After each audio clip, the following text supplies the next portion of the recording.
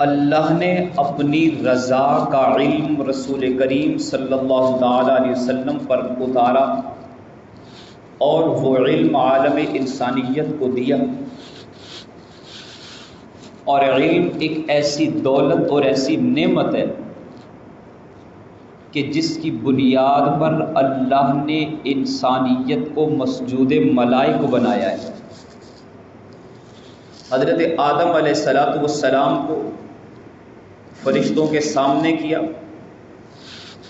اور فرشتوں کو آدم علیہ السلام کے لیے سجدہ کرنے کا حکم دیا۔ آدم علیہ السلام مسجود ملائک بنے ہیں، فرشتوں نے تعظیمی سجدہ کیا ہے۔ تعظیمی سجدے میں آدم علیہ السلام کی عزت اور شرافت کی بنیادی وجہ علم ہے۔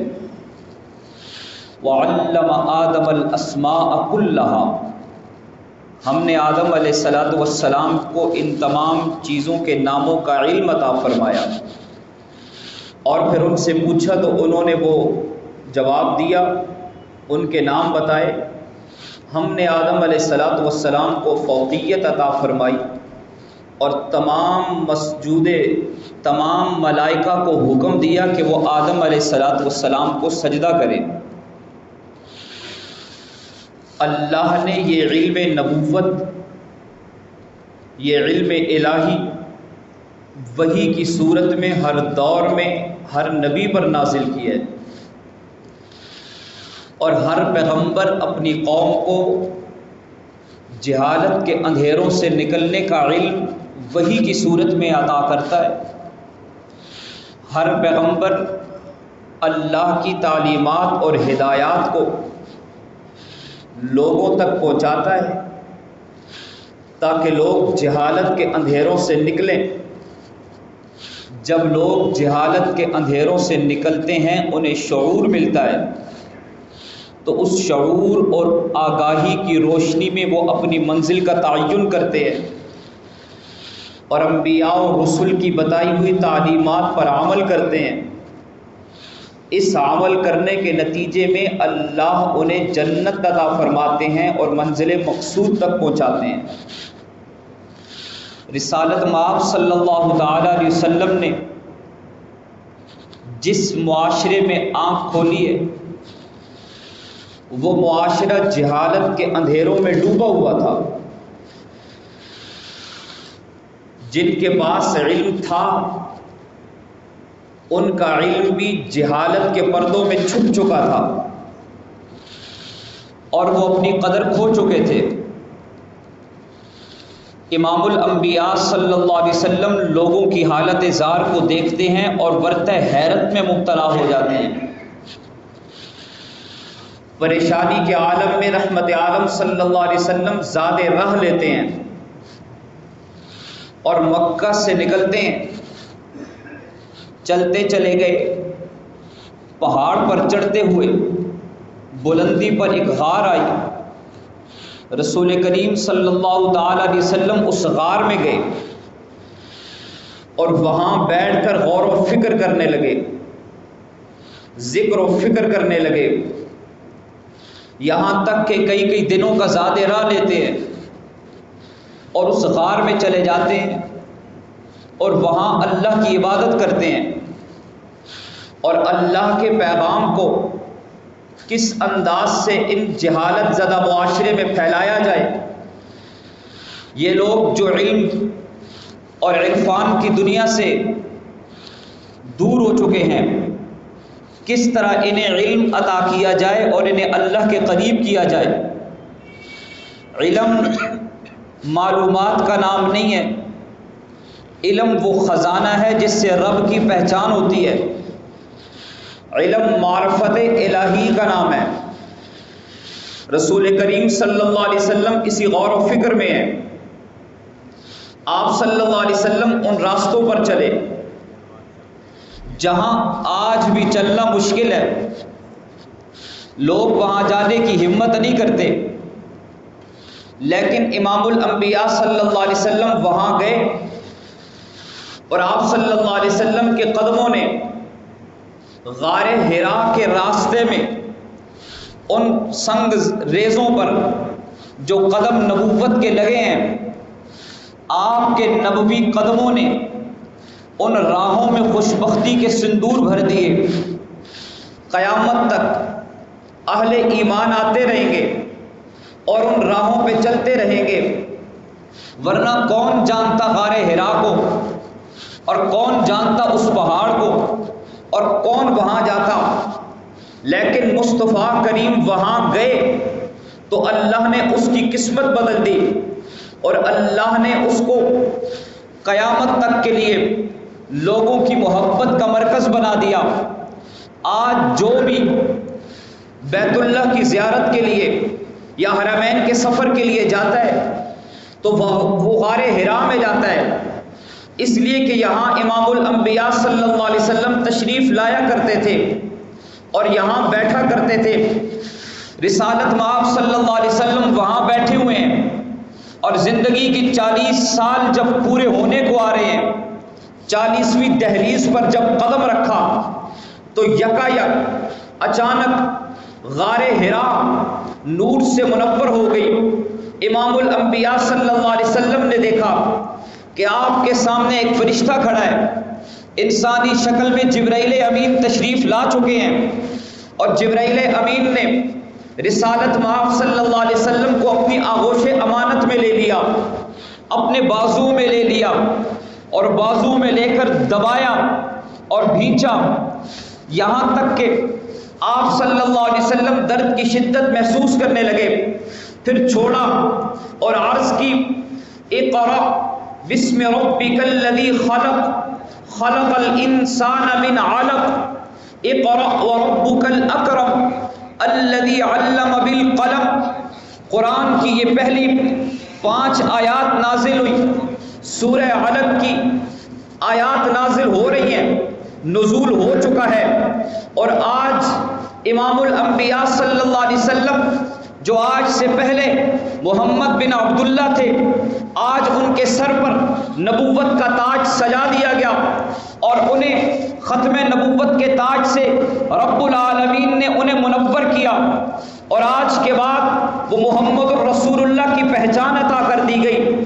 آج کے بعد وہ محمد الرسول اللہ ہیں، محمد بن عبداللہ تھے اور اب کے بعد محمد الرسول اللہ ہو گئے، انہیں نبوت عطا کر دی گئی، نبوت دے دی گئی۔ غار حرا کی خلوتوں میں اللہ نے سورہ علق کی ابتدائی آیات نازل کی ہیں۔ مکہ کے در یتیم کو، عبداللہ کے نور نظر کو، رسول کریم صلی اللہ تعالی علیہ وسلم کو اللہ نے اس غار میں یہ عزت اور شرافت عطا فرمائی کہ آپ صلی اللہ علیہ وسلم کو اللہ نے نبی بنا دیا، اور نبی بنانے کے بعد قرآن کی یہ آیات نازل کر دی گئی، قرآن نازل ہو گیا۔ آپ صلی اللہ علیہ وسلم وہاں سے اترے ہیں اور غار حرا سے اتر کر اپنے گھر مبارک میں تشریف لائے، جہاں حضرت اماں خدیجۃ الکبریٰ رضی اللہ تعالی عنہا موجود ہے۔ آپ صلی اللہ علیہ وسلم نے انہیں بتایا کہ میرے ساتھ یہ معاملہ پیش آیا ہے، اور مجھے اپنے وجود کے بارے میں خوف ہے کہ کہیں ایسا نہ ہو کہ میں ضائع ہو جاؤں۔ حضرت خدیجۃ الکبریٰ رضی اللہ تعالی عنہا آپ صلی اللہ علیہ وسلم کو حوصلہ دینے لگی، آپ صلی اللہ علیہ وسلم کو سہارا دینے لگی، اور عرض کرنے لگی کہ اللہ کبھی بھی آپ کو ضائع نہیں کرے گا، اس لیے نہیں کرے گا کہ آپ ان لوگوں کا بوجھ اٹھاتے ہیں جو اٹھا نہیں سکتے، آپ لوگوں کی مدد کرتے ہیں، آپ لوگوں کے ساتھ ہمدردی کرتے ہیں، جن کا سہارا نہیں ہوتا آپ ان کا سہارا بن جاتے ہیں، اللہ کبھی بھی آپ کو ضائع نہیں ہونے دے گا۔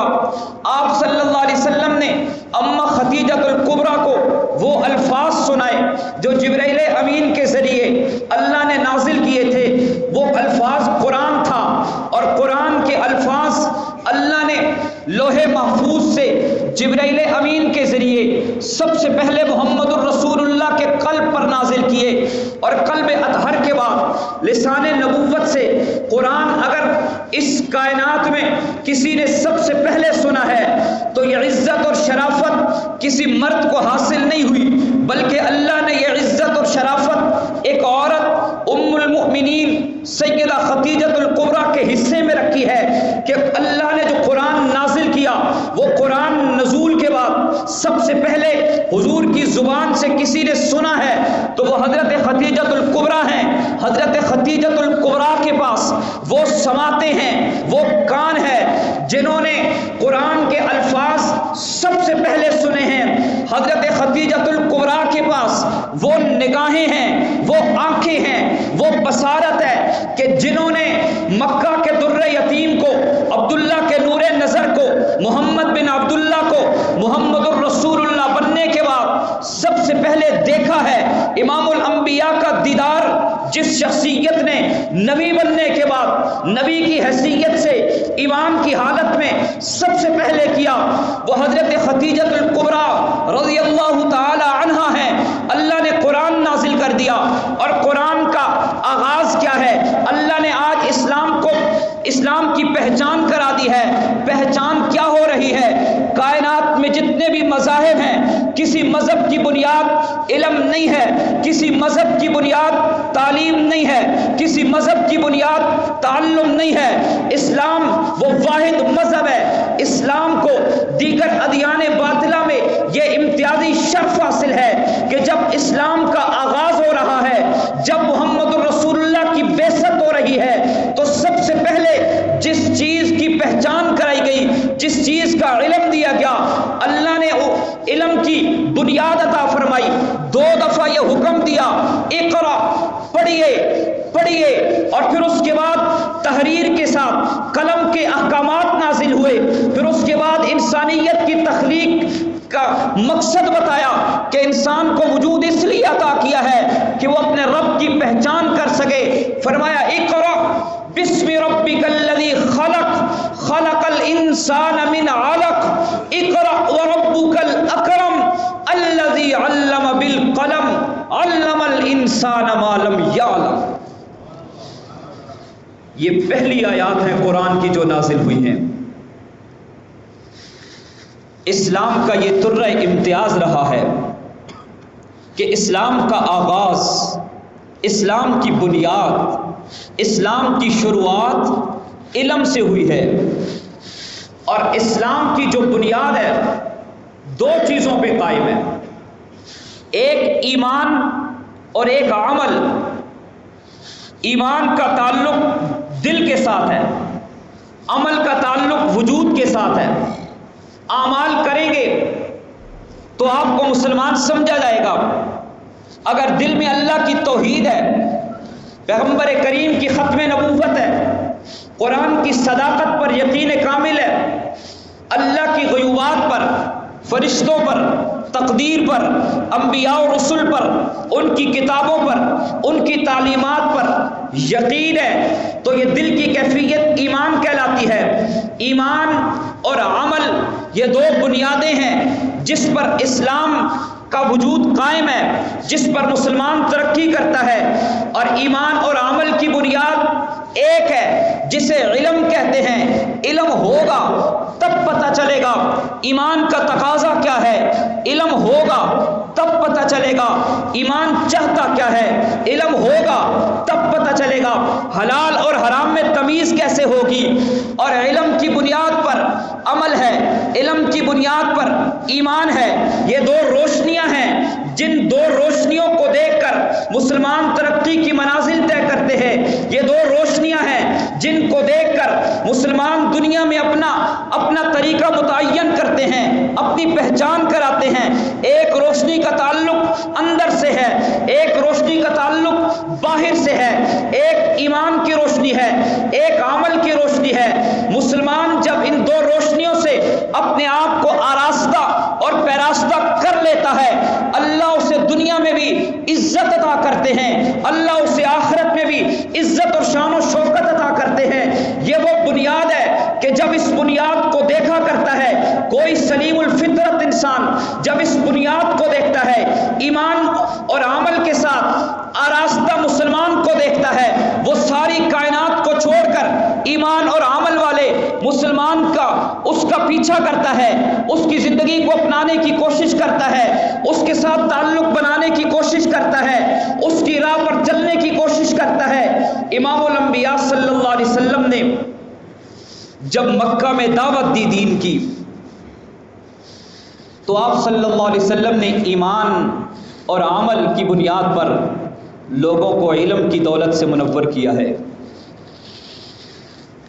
مکہ میں ایک شخص ہے جس کے وجود پر شاہانہ لباس ہے، جسے مکہ والے شہزادہ کہتے ہیں۔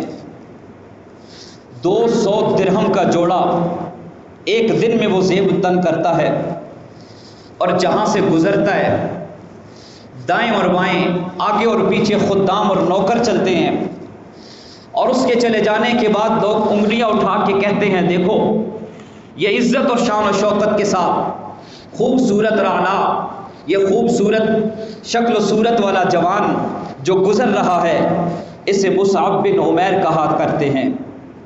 والد فوت ہوا، بڑی دولت چھوڑ کر گیا، والدہ نے بڑی نعمتوں میں اپنے بیٹے کی پرورش کی ہے، لیکن وہ دور جہالت کا تھا، عورت کو حقوق نہیں ملا کرتے تھے، چچا ہی گھر کا سربراہ ہے۔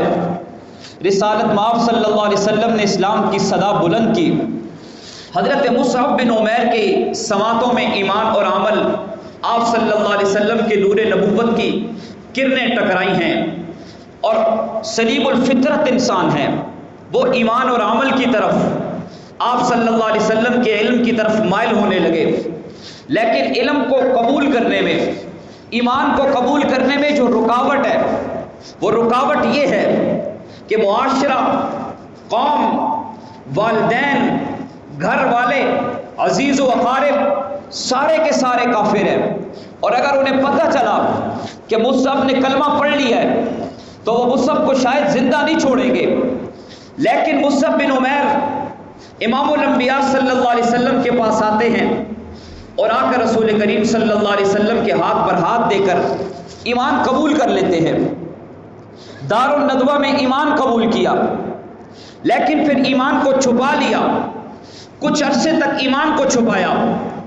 عثمان بن طلحہ نے دیکھا کہ حضرت مصعب بن عمیر جو مکے کا شہزادہ ہے، دیکھا کہ وہ نماز پڑھ رہے ہیں، گھر جا کر ان کے چچا کو بتایا، ان کی والدہ کو اطلاع دی کہ نعوذ باللہ آپ کا بیٹا بے دین ہو چکا ہے، وہ دین جو مکہ میں بیت اللہ میں بتوں کی صورت میں موجود ہے، جس دین کی عبادت اہل مکہ کر رہے ہیں، آپ کا بیٹا اس دین کو چھوڑ کر وہ دین جو محمد الرسول اللہ لائے ہیں، وہ علم جو محمد الرسول اللہ لائے ہیں، اس سے وابستہ ہو چکا ہے، اپنے دین کو چھوڑ چکا ہے، نئے دین میں داخل ہو چکا ہے۔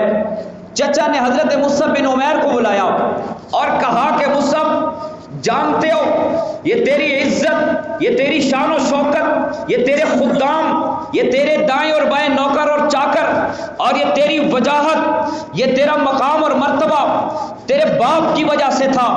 وہ باپ کہ جسے آج تو کافر کہتا ہے، وہ باپ جسے آج تو مشرک کہتا ہے، وہ باپ کہ جس کے متعلق تیرے نبی کا یہ حکم ہے، تیرے نبی کا یہ فرمان ہے، جنہوں نے اللہ کا یہ پیغام سنایا کہ مشرکین ہمیشہ کے لیے جہنم کی آگ میں جلیں گے، تو تیرے کافر اور مشرک باپ کا یہ دیا ہوا ہے سب کچھ، اگر تو اس دین کو چھوڑ چکا ہے تو وہ سب کچھ بھی چھوڑ دے جو تجھے تیرے باپ نے دیا، جو تجھے باپ سے وراثت میں ملا۔ خیال یہ تھا کہ یہ دھمکی دیں گے تو مصعب بن عمیر دین کو چھوڑ دے گا، لیکن قربان جائے مصعب بن عمیر نے نگاہ اپنی نگاہوں سے محمد الرسول اللہ کے جمال جہاں آرا کو دیکھا ہے، اور انہوں نے پیغمبر کریم کے ہاتھ پر ایمان قبول کیا ہے۔ اب دل کی گہرائیوں میں نور نبوت اتر چکا ہے، ساری کائنات کو چھوڑا جا سکتا ہے، لیکن وہ ہاتھ جو پیغمبر کے ہاتھ میں دیا گیا ہو، وہ ہاتھ پیغمبر کے ہاتھ سے چھڑایا نہیں جا سکتا۔ اب ہمیشہ کے لیے پیغمبر کی غلامی کو کائنات کی ہر چیز پر ترجیح دی جائے گی۔ مصعب بن عمیر نے سوچے سمجھے بغیر ایک لمحے میں فیصلہ کیا اور کہا جو لینا چاہتے ہو لے لو، میں ساری کائنات کو چھوڑ کر محمد الرسول اللہ کی غلامی میں جانے لگا ہوں۔ پھر سب کو چھوڑ کر چلنے لگے ہیں۔ ماں کو چھوڑ دیا، باپ تو دنیا سے چلا گیا تھا، قوم کو چھوڑا ہے، قبیلے کو چھوڑا ہے، نعمتوں کو چھوڑا ہے، وجاہت کو چھوڑا ہے، وہ جو عزت انہیں ملی تھی اسے چھوڑ دیا ہے۔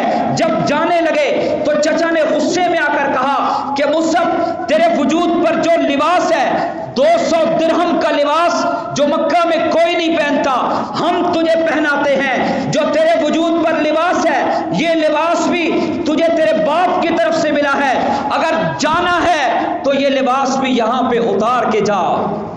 محمد الرسول اللہ کی غلامی میں آنے والا وہ شہزادہ لباس بھی اتار دیتا ہے، وہ لباس بھی چھوڑ دیا اور پیغمبر کریم صلی اللہ علیہ وسلم کی خدمت میں آئے ہیں، ایک چادر سے اپنے وجود کو ڈھانپا ہے، سب کچھ چھن گیا، سب کچھ ختم ہو گیا، بدلے میں امام الانبیاء صلی اللہ علیہ وسلم کی غلامی ملی ہے۔ آپ صلی اللہ علیہ وسلم کی لسان نبوت سے کلمہ ملا ہے، ایمان کی دولت ملی ہے، علم ملا ہے۔ مصعب بن عمیر کو آپ علیہ السلام نے فرمایا کہ مصعب حبشہ کی طرف ہجرت کر جاؤ، ہجرت کر گئے، پھر واپس آئے۔ بیعت ثانیہ جب مدینہ کے لوگوں نے آپ علیہ السلام سے درخواست کی کہ ہمارے ساتھ آپ کسی عالم کو بھیجیے، کسی مبلغ کو بھیجیے جو ہمیں آپ کا علم سکھا سکے، آپ صلی اللہ علیہ وسلم نے یثرب میں دین کی شمع روشن کرنے کے لیے، ایمان کو پھیلانے کے لیے مختصر سی کائنات صحابہ میں سے جس شخص کا انتخاب کیا وہ حضرت مصعب بن عمیر رضی اللہ تعالیٰ عنہ تھے۔ آپ مدینہ طیبہ میں آتے ہیں، یہاں آ کر آپ نے ایمان کی شمع جلائی ہے، ابھی حضور تشریف نہیں لائے، ابھی آپ علیہ السلام نے ہجرت نہیں کی۔ آپ کے آنے سے پہلے مدینہ کے تمام قبائل میں اسلام پھیلنے لگا، مدینہ کے لوگ اسلام میں داخل ہونے لگے۔ حضرت مصعب بن عمیر کی ایمان کی وجہ سے، مصعب بن عمیر کی تبلیغ کی وجہ سے، مصعب بن عمیر کی دعوت کی وجہ سے، مصعب بن عمیر کے علم اور معرفت کی وجہ سے لوگ اسلام کو قبول کرنے لگے، یہاں تک کہ آپ علیہ السلام تشریف لے آئے۔ اور آپ تشریف لائے تو ایک بڑا حلقہ موجود ہے جو حضور کے آنے سے پہلے اسلام قبول کر چکا ہے۔ یہ اسلام قبول کرنے والے مصعب بن عمیر کی تبلیغ اور دعوت کا نتیجہ تھے، اور پھر آپ علیہ السلام بدر کے میدان میں گئے ہیں، علم کو بلند کیا ہے۔ آج کے اس تاریخ ساز مارکے میں اسلام کا علم کس شخصیت کو دیا جائے گا؟ ہر صحابی کی نگاہ علم پر پڑتی ہے۔ آپ علیہ السلام نے فرمایا آج بدر کے میدان میں اسلام کا جھنڈا میں اس شخص کو دوں گا جس نے اپنا سب کچھ اللہ اور اللہ کے رسول کے لیے، علم نبوت کے لیے چھوڑ دیا تھا۔ نگاہ نبوت مصعب بن عمیر پر پڑی ہے، اسلام کے علم بردار مصعب بن عمیر پڑے ہیں۔ تاریخ ساز مارکے میں تاریخ ساز عزت اور شرافت ملی ہے۔ پھر احد کا مارکہ آتا ہے، حضرت مصعب بن عمیر پر نگاہ نبوت پڑتی ہے، علم کو اٹھایا ہوا ہے، صحابہ کرام کی کثیر تعداد موجود ہے، 700 صحابہ کی نگاہیں علم پر پڑتی ہیں۔ علم کسے دیا جائے گا؟ آج بھی علم لسان نبوت سے مصعب بن عمیر کو ملتا ہے۔ حضرت مصعب بن عمیر اسلام کا جھنڈا اٹھاتے ہیں اور دشمن کے سامنے سینہ سپر ہو جاتے ہیں، یہاں تک کہ ایک بازو کٹ گیا، دوسرے بازو سے جھنڈا تھاما، یہاں تک کہ ابن قمیہ آگے بڑھا اور مصعب بن عمیر کو شہید کر دیا۔ مصعب بن عمیر کی شکل نبی علیہ السلام سے ملتی جلتی تھی، لوگوں نے کہا، ابن قمیہ نے آواز بلند کی کہ نعوذ باللہ، ہم نے محمد الرسول اللہ کو شہید کر دیا ہے۔ مسلمانوں کے حوصلے پست ہونے لگے۔ مصعب بن عمیر شہداء میں پڑے ہیں، زخمیوں میں پڑے ہیں، وہ لوگ جو دار فانی سے چلے گئے ہیں ان میں مصعب بن عمیر کی لاش پڑی ہوئی ہے۔ جنگ ختم ہو گئی، آپ علیہ السلام شہیدوں میں آئے ہیں، شہیدوں کے درمیان میں مصعب بن عمیر کے وجود کو دیکھا، نگاہ نبوت اشکبار ہو گئی۔ آپ نے حضرت مصعب بن عمیر کو خود اپنے ہاتھوں سے قبر میں اتارا ہے۔ آپ علیہ السلام نے فرمایا ہاں ان تمام شہداء کو کفن دے دو۔ مصعب بن عمیر جو مکے کا شہزادہ تھا آج جنت الفردوس کا مہمان بن رہا ہے، لوگوں کس حال میں جا رہا ہے دیکھو۔